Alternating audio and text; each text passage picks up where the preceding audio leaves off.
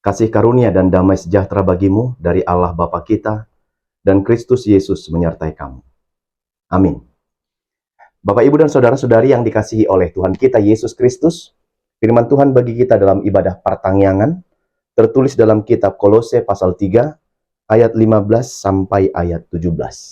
Kolose 3 ayat 15 sampai 17 demikian. Hendaklah damai sejahtera Kristus memerintah dalam hatimu, karena untuk itulah kamu telah dipanggil menjadi satu tubuh, dan bersyukurlah.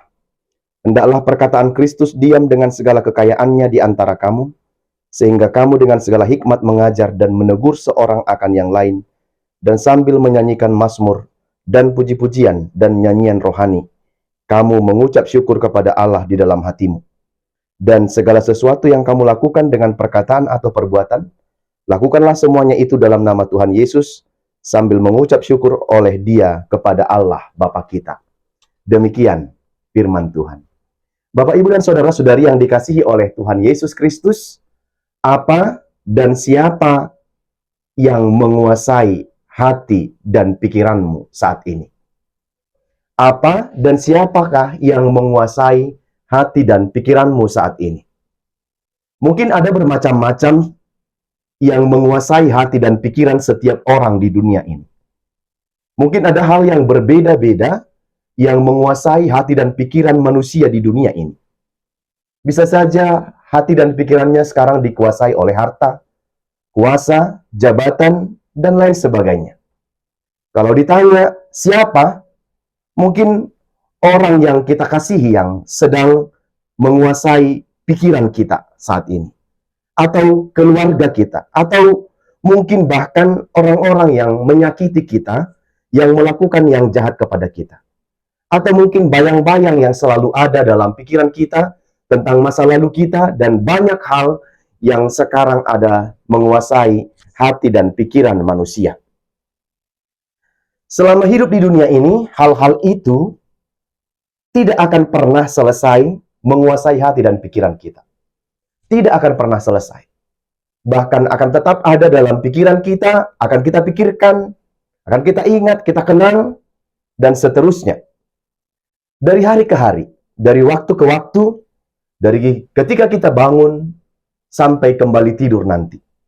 Semua itu terus mempengaruhi pikiran kita, hati kita, tentang bagaimanakah kemudian hidup kita ini kelak.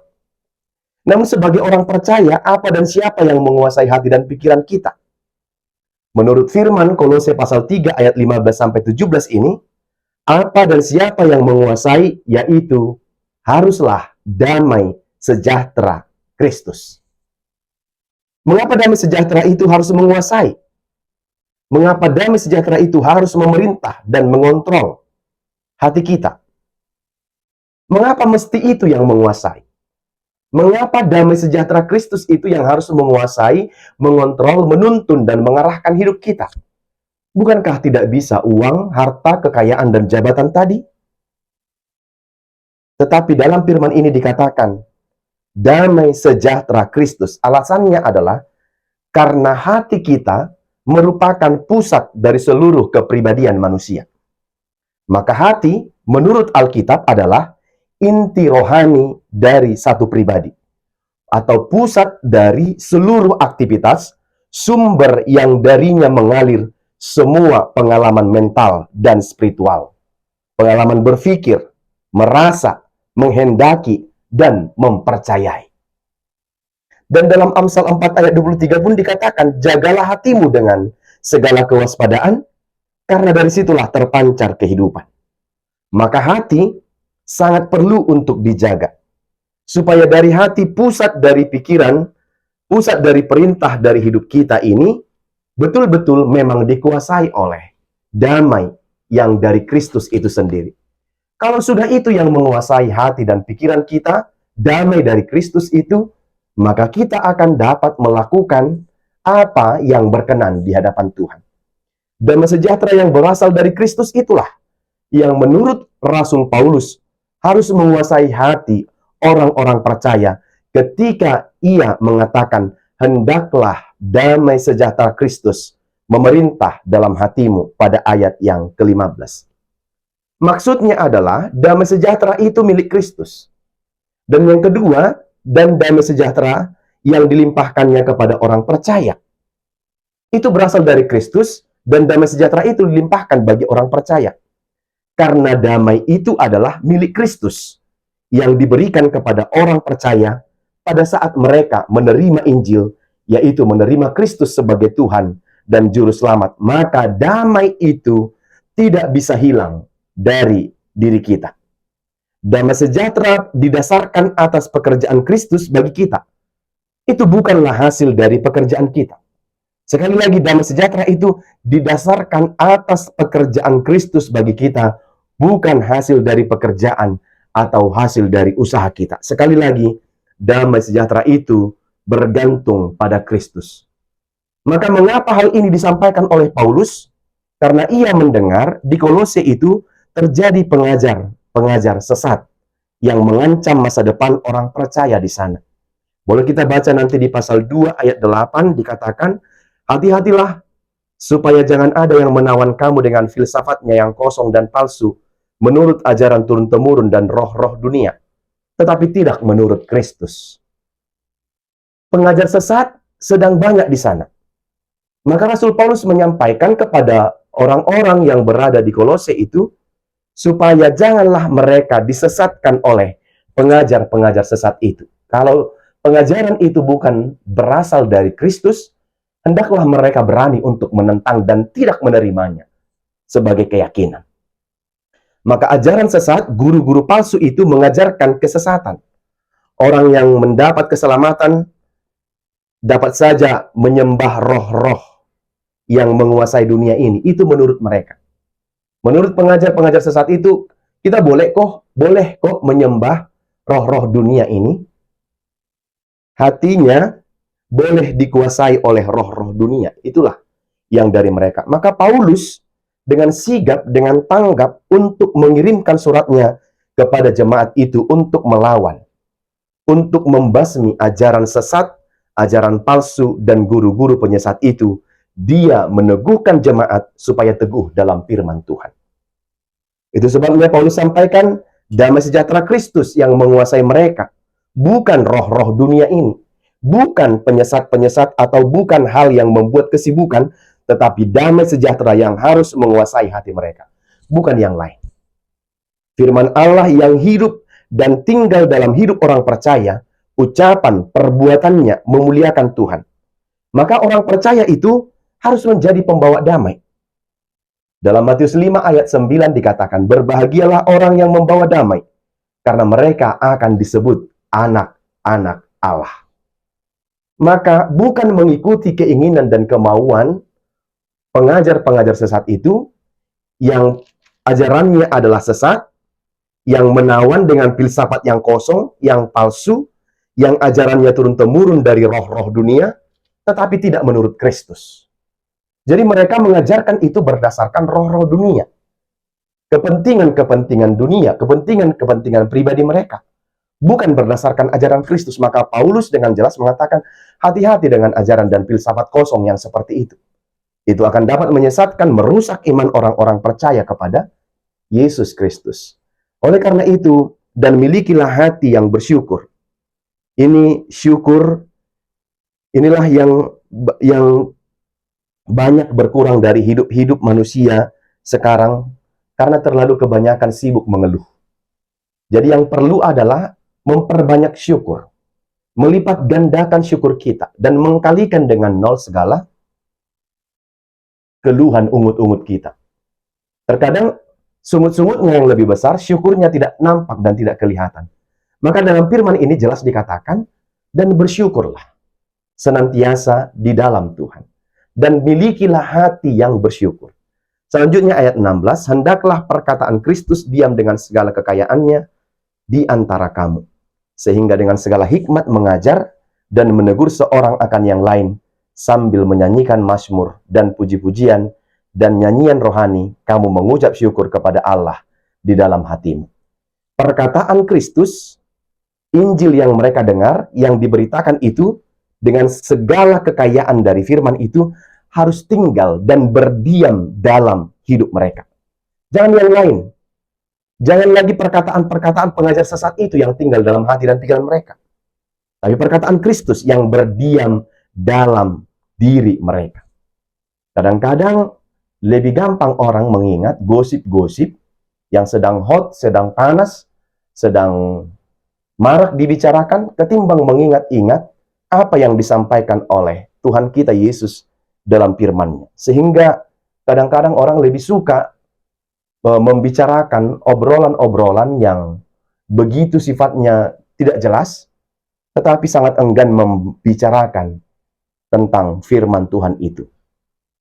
Maka dikatakan dengan segala hikmat dari Tuhan, mengajar dan menegur seseorang, mengajar dan menegur dengan firman itu Tuhan, sambil menyanyikan mazmur, puji-pujian, dan nyanyian rohani, mengucap syukur dalam hatimu. Jadi dikatakan, kita boleh saling dengan hikmat, dengan segala hikmat, hendaklah perkataan itu tinggal di dalam kita, dan setelah kita hidup di dalam kita firman itu, maka dengan segala hikmat yang dari Tuhan kita mengajar dan menegur seorang akan yang lain, sambil boleh dengan nyanyian mazmur, boleh dengan puji-pujian, nyanyian rohani, karena salah satu teknik untuk pengajaran pemberitaan tentang kebesaran Tuhan ini, itu juga boleh melalui nyanyian. Boleh melalui nyanyian-nyanyian mazmur, nyanyian pujian, nyanyian-nyanyian rohani, itu sangat bisa membantu kita mengenal tentang Yesus yang adalah Tuhan dan Juru Selamat kita itu. Maka sambil menegur, sambil mengingatkan, sambil mengajar orang lain, maka boleh dengan cara yang seperti itu, dengan mazmur. Karena dalam mazmur itu ada kesaksian-kesaksian pemazmur tentang kehidupannya dan tentang bagaimana Tuhan menolongnya dalam perjalanan kehidupannya hingga sampai kemudian dia hidup dan memperoleh keselamatan dan memperoleh sukacita, bisa lepas dari pergumulannya, itu karena Tuhan yang menyertai dan memelihara kehidupannya. Maka di sini juga dikatakan dengan puji-pujian, nyanyian rohani itu, dengan mengucap syukur dalam hati kita, itu boleh kita pakai untuk dengan segala hikmat mengajar dan menegur seseorang atau dengan yang lain. Firman Tuhan yang menjadi pusat pengajaran di dalam setiap waktu di tengah jemaatnya harus menjadi pusat pengajaran. Firman Tuhan inilah yang menjadi pusat pengajaran dalam setiap waktu di tengah jemaatnya. Firman Tuhan berdiam di antara kamu, artinya adalah persekutuan orang percaya harus berbeda dengan persekutuan yang lain, karena Kristus tinggal di situ. Maka dimanapun ada persekutuan orang-orang percaya itu, pasti dilandaskan dengan dasar dan kasih Kristus. Kalau dia meyakini dan mempercaya dalam persekutuan itu hadir Kristus, maka dia pun akan melakukan yang baik di tengah persekutuan itu. Tapi yang tidak didasarkan oleh Kristus, maka persekutuan yang seperti ini adalah persekutuan yang bertujuan untuk merusak kehidupan orang lain atau melakukan hal-hal yang tidak berkenan di hadapan Tuhan. Maka hendaklah firman Tuhan itu dibaca tiap hari, dipelajari, direnungkan, didengar, supaya tetap berdiam di hidup orang percaya. Dan hikmat mengajar dan menegur itu, kenapa dalam hikmat? Supaya harus dengan hikmat, sebab berjumpa dengan orang-orang yang berbeda, yang pendapatnya berbeda, idenya berbeda, cara berpikirnya berbeda, supaya tidak dirusak oleh dalam persekutuan itu. Tetapi melakukan pendidikan, edukasi dengan nyanyian mazmur, puji-pujian, dan nyanyian rohani. Jadi banyak cara untuk memberitakan Injil Tuhan itu, lewat nyanyian, lewat puji-pujian, lewat perbuatan, lewat pengajaran, lewat mendoakan, dan masih banyak hal yang lain. Terakhir ayat yang ke-17. Dikatakan di situ bahwa dalam ayat yang ke-17, dan segala sesuatu yang kamu lakukan dengan perkataan atau perbuatan, lakukanlah semuanya itu dalam nama Tuhan Yesus, sambil mengucap syukur oleh Dia kepada Bapa kita. Sekali lagi, lakukanlah semuanya itu dalam Tuhan. Artinya, hidup jemaat di Kolose itu harus berpusat pada Tuhan Yesus. Dan perkataannya, perbuatannya, omongannya harus menjadi berkat bagi orang lain. Mendengar, dan karena itu perlu, setelah kita mendengarkan, menerima, maka bertumbuhlah kita. Semua perkataan, perbuatan yang kita lakukan, lakukanlah semuanya dalam nama Yesus, sambil mengucap syukur kepada Dia. Jadi semua itu kita kerjakan dalam nama Yesus, sehingga kita tidak bersungut-sungut, karena kita mengerjakannya untuk Tuhan, bukan untuk manusia. Kalau kita sudah mengerjakannya demikian, maka kita akan melakukannya dengan sukacita. Kita hanya mendengarkan perintah nasihat dari Tuhan, bukan dari pengajar-pengajar yang lain. Maka lakukanlah semuanya untuk Tuhan. Karena itu apa yang mau disampaikan firman ini, yang pertama, hendaklah Kristus diam dengan segala kekayaan di antara kamu.